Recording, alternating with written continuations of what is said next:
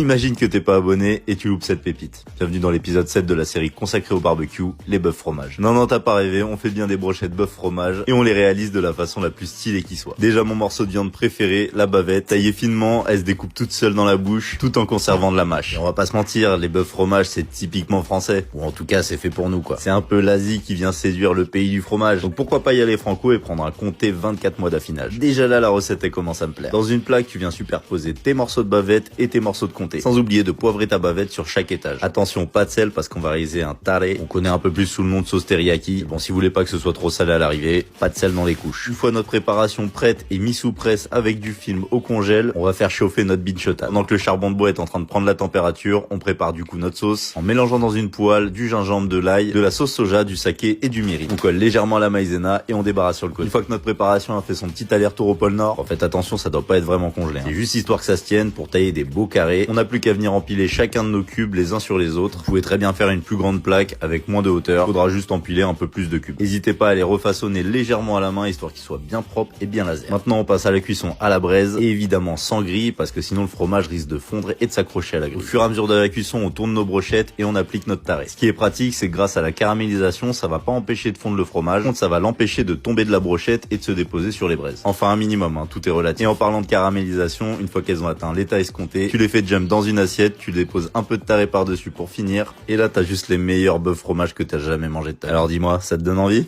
Allez, ciao!